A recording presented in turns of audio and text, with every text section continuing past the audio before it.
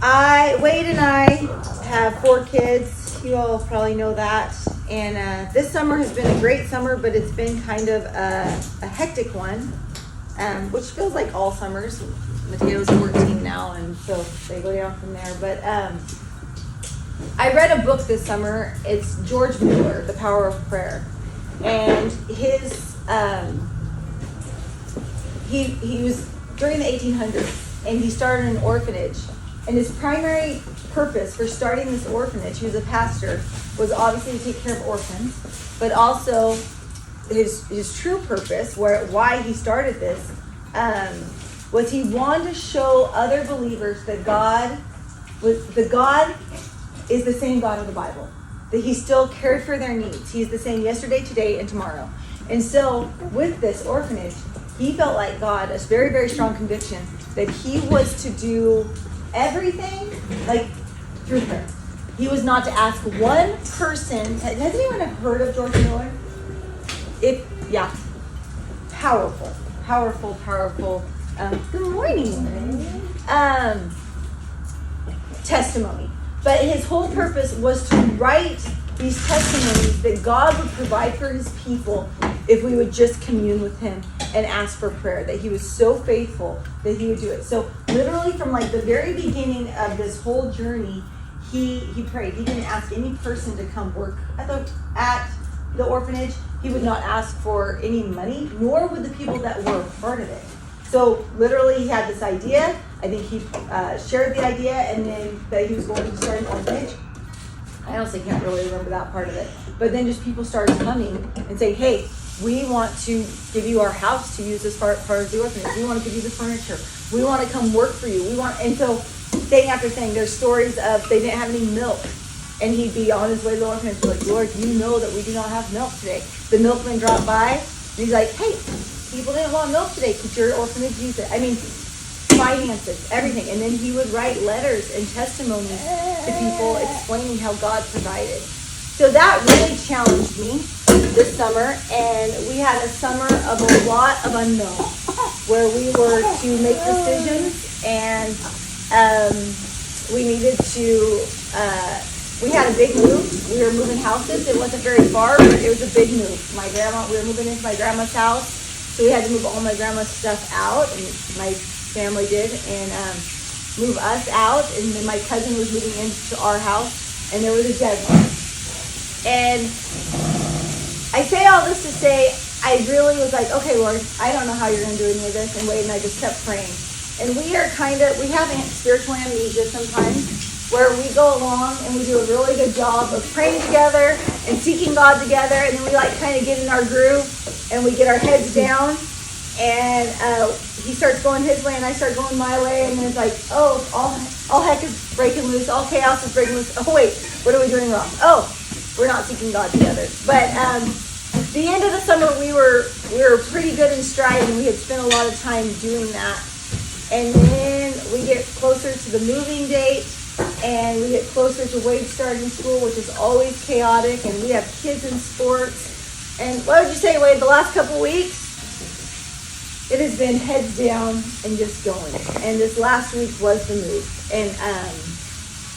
And I had been so mindful of that, of being in prayer. And it had been I had felt peace. It was transformative for me in my spiritual walk with God. And for the last week, probably last couple weeks, I had started doing it my way. I'm like, I got to get stuff done. We have 1 week to move. We have homecoming week. We have our last junior high school rodeo, or our only one for the fall. And I did this whole week. I'm confessing, I did it all in my flesh. All me. And the end of the week comes along, and I am exhausted. I am tapped out. And I've got nothing left to give. And I have my Amaya blow up, which honestly wasn't as bad as it's been before. But by myself, it was pretty ugly. But and yesterday morning, so a lot of times when I share, guys, it's going to be from my own walk. But yesterday morning, it was like John 15.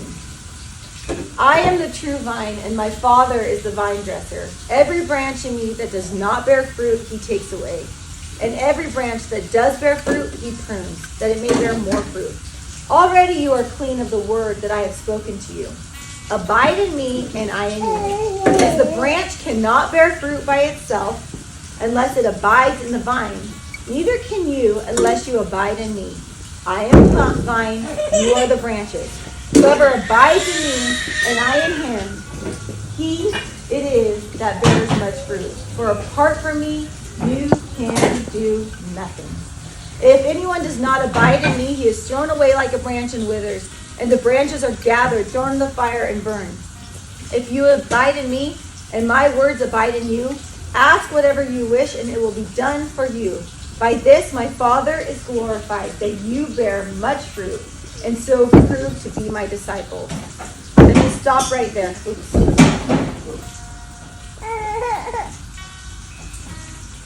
Hi, Oceana.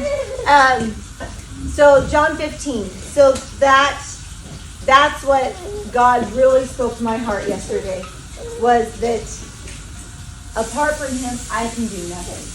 I can't move houses. I mean, I can physically do it. I did it.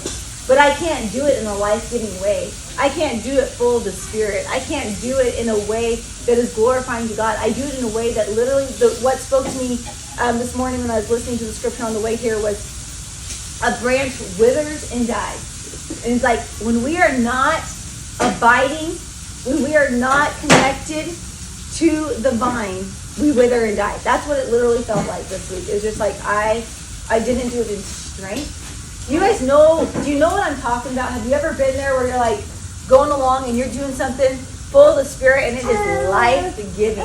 Even when it's hard stuff, right? But when you're like empowered by God, it's like, oh man, this is awesome. Or you're doing it yourself and you're like, I feel so exhausted, so beat down, I can't stand anyone. Like that's where I was. And I had a situation with my 14-year-old and it was like, you can't parent by yourself, Maya. You can't be a wife by yourself. You can't do real estate by yourself. You can't move by, like, you can do nothing apart from me.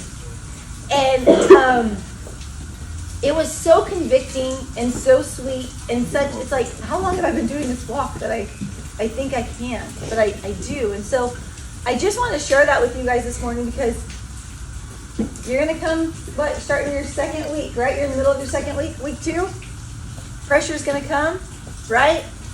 Apart from him, you can do nothing. And the other thing I realized was in the last couple days is I was looking at my time with God as an obligation instead of an invitation.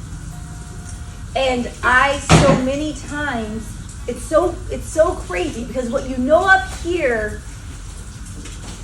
can so quickly, I can get amnesia, or it cannot become, like, I know it in my head, but it's not necessarily known in my heart. And then I start to drift away. And I start to, oh, it's okay, I don't need this time this morning, or I don't, okay, well, I'll catch God later, and then I notice I start to get a hard heart, and then I start to get kind of a critical spirit. And it hardens me, and then it's like, I don't even want to go spend time with God. And then I fall, and I have a fall apart, and I'm like, oh my God, that's right, I desperately need you.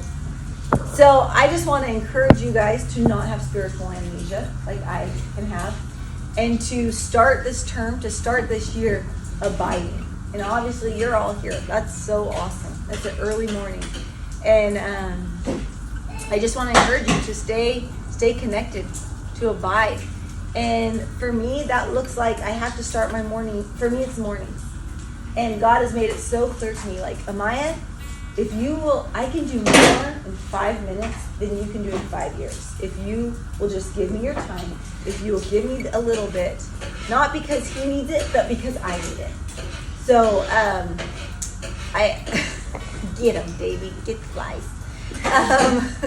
I just wanted to share that. It was John 15 for me here the last couple days, and a reminder. And if you guys are interested in a good book, not that you have a whole lot of time, but I listened to it, George Mueller.